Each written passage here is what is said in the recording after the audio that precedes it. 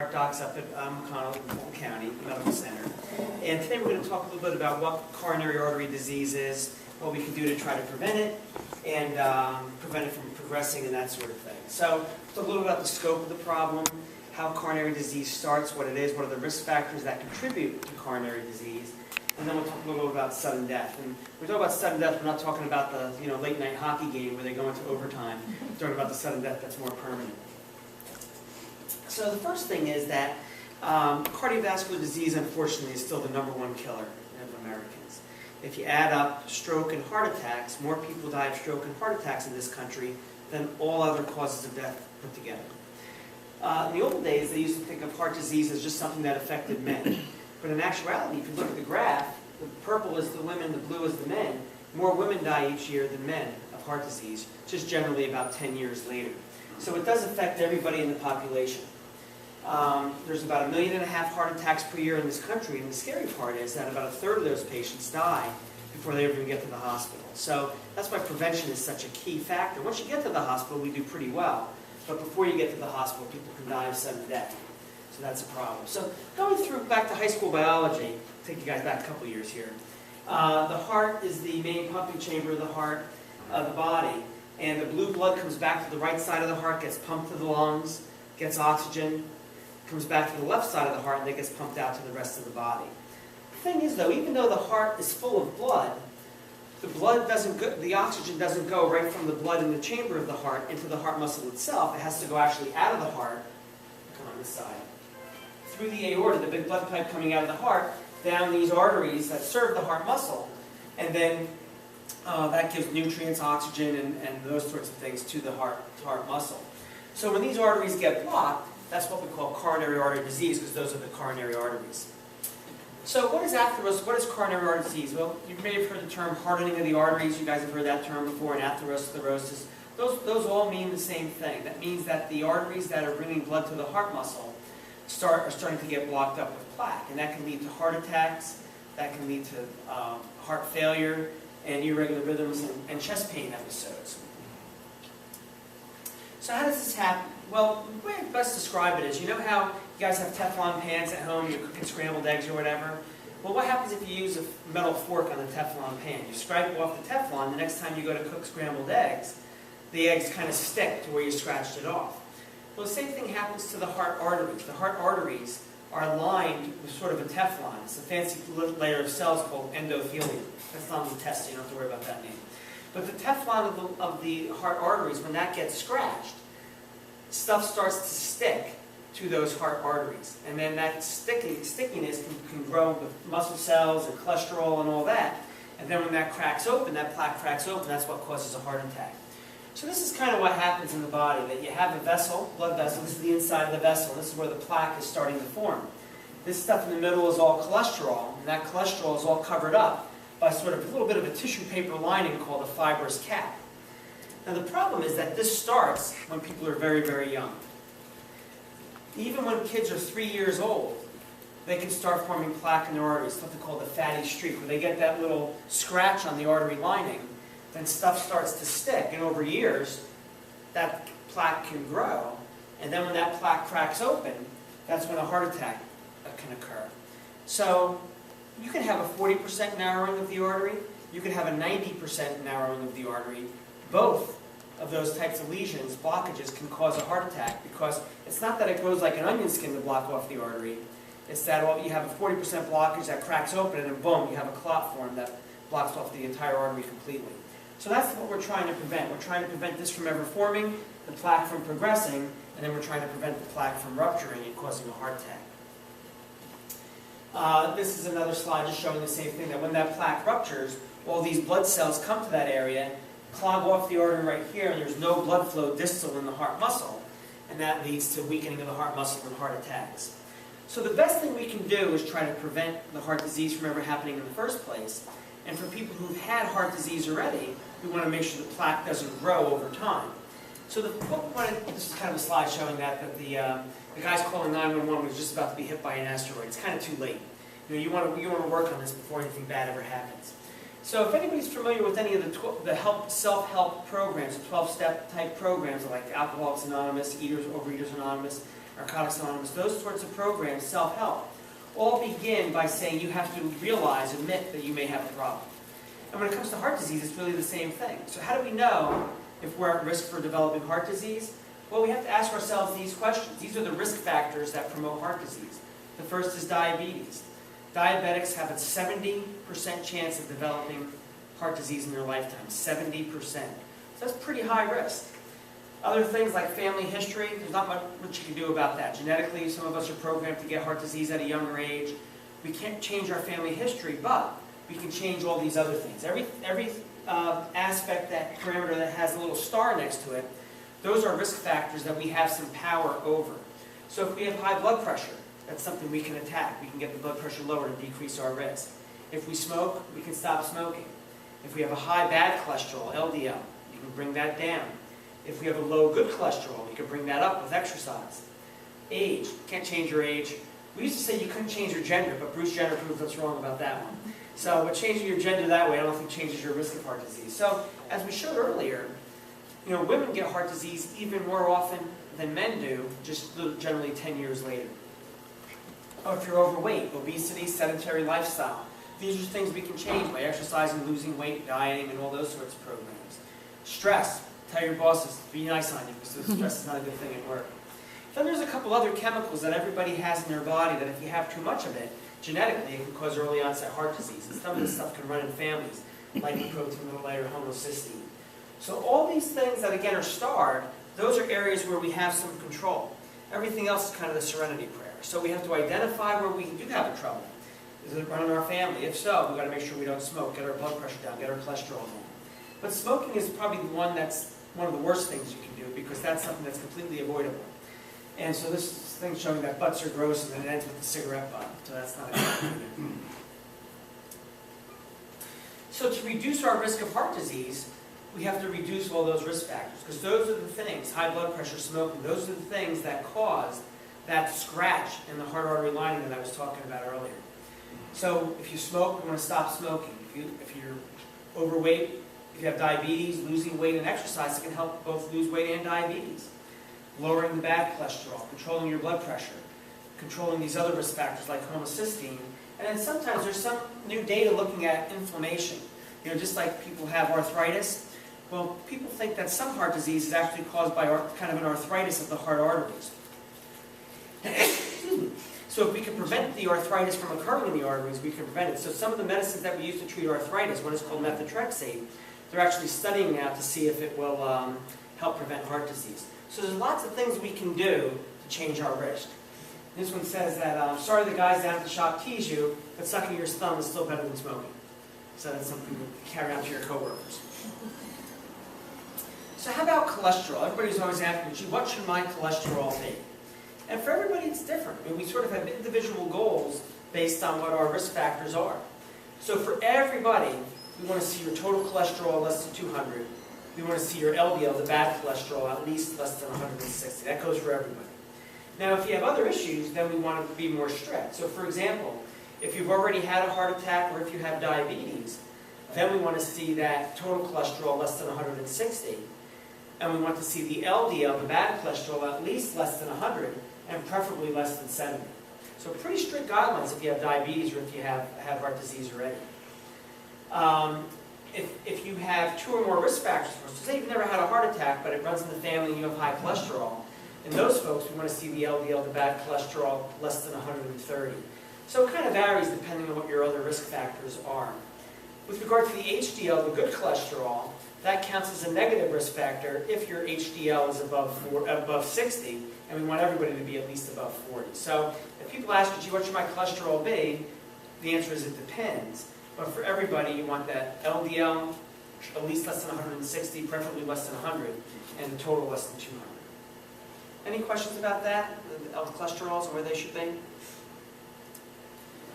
So this slide, anybody recognize this guy? He's not as famous as he used to be. His name is Jim Fixx. Back in the 70s, he's the one who started the running revolution. So, before the 70s, people only ran when they were punished. Now, the military and sports and that sort of thing.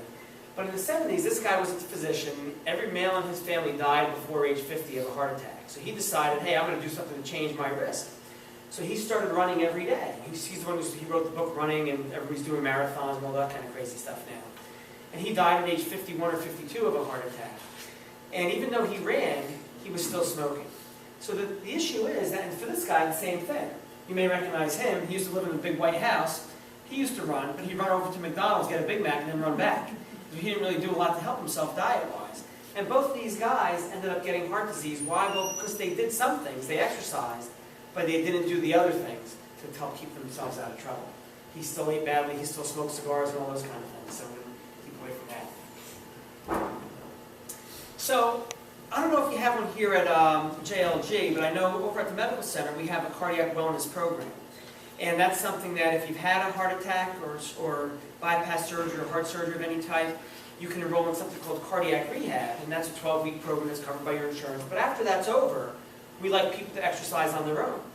Even more importantly, we want to prevent heart disease from ever happening in the first place. So if we can get people involved in an exercise program beforehand, that's great. Now, you don't necessarily have to join a gym to do it. You could do it on your own at home. You can go for a walk, a bike ride, a jog, whatever. But for some people who like more structure, we do have a wellness program at the medical center where people can come in. I forget what the cost is. They pay amount, just like you would join if you join like Planet Fitness or whatever. And they can come and it's an exercise program. It's basically individualized. You do it on your own, but there is some guidance there by the nurses that are there kind of prompting you along and pushing you along. And a lot of people come together.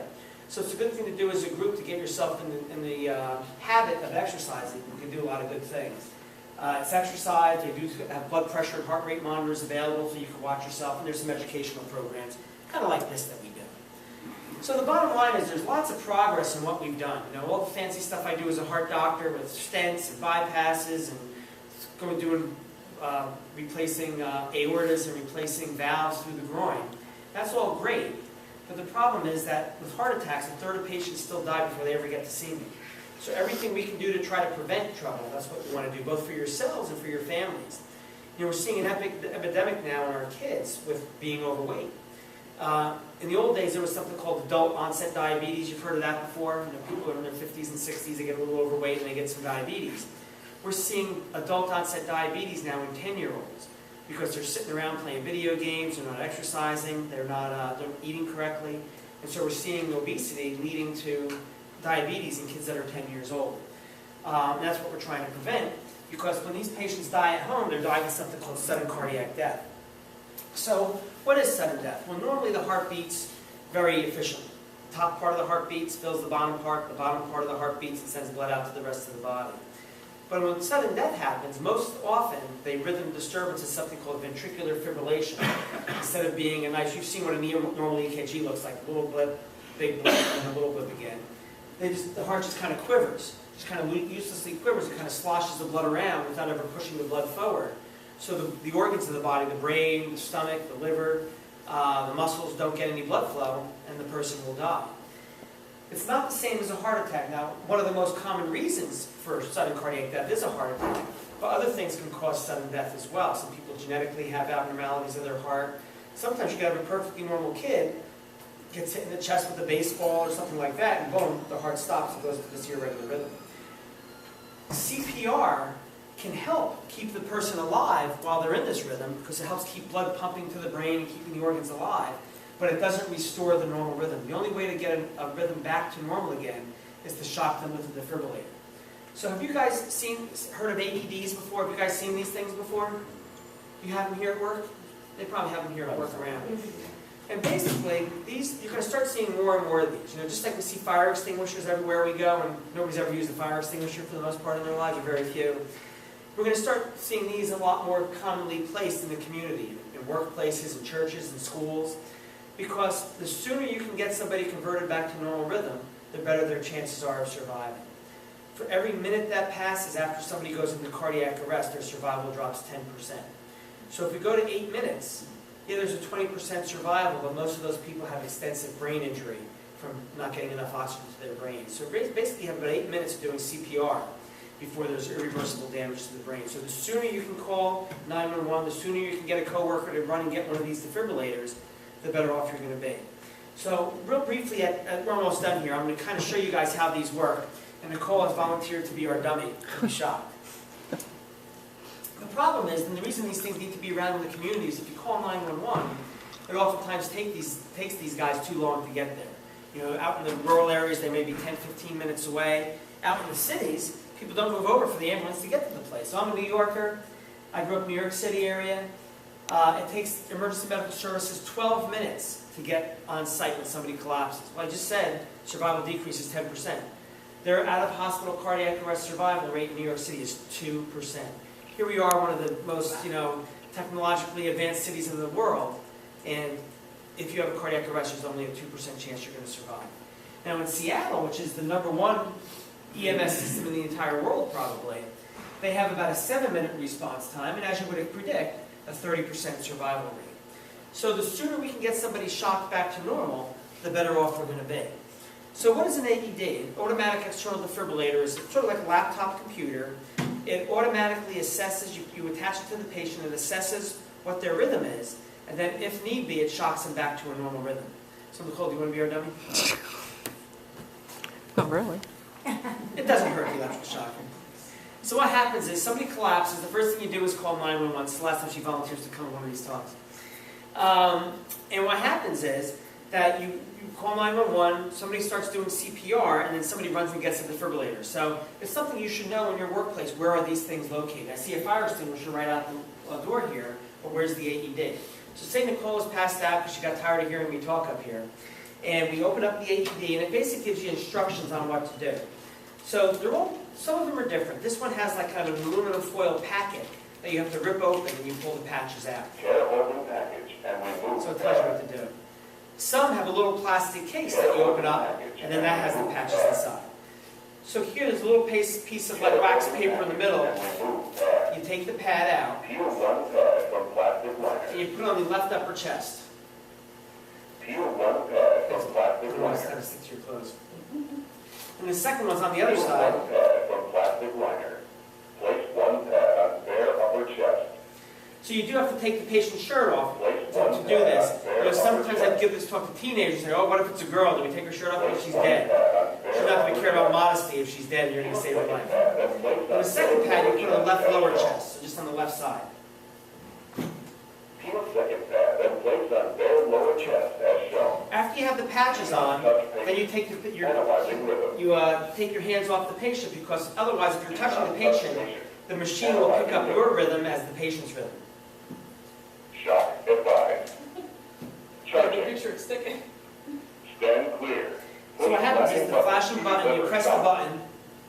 Shock delivered. This is a training device, it's not a real shocker. Now touch the patient. But now, after that, then it tells you to go back to doing CPR. Give 30 compressions.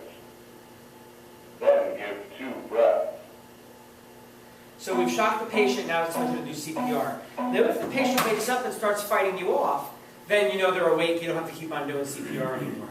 But you keep going through the cycle of shocking them, doing 2 minutes of CPR, shocking them, 2 minutes of CPR, shocking them, 2 minutes of CPR, until you get too tired to do it anymore, until you get replaced by somebody else, or until a medical professional comes who tells you, hey listen, there's nothing else we can do, or takes over the code. So that's how easy they are to use. You know, there's been some horrible cases where kids have died, or other people have died, and they had a defibrillator at the facility, but people were afraid to use it, and the person didn't make it. So that should never happen. You know, these things are not foolproof. There's some people who are going to die no matter what you do. But this gives people a fighting chance to try to make it if they have a cardiac arrest. So we'll just put that back in there. I have one more slide maybe. So the bottom line is that you guys are really the ultimate coronary care unit. By the time patients come to me, it's often too late. By the time the ambulance arrives, it's often too late.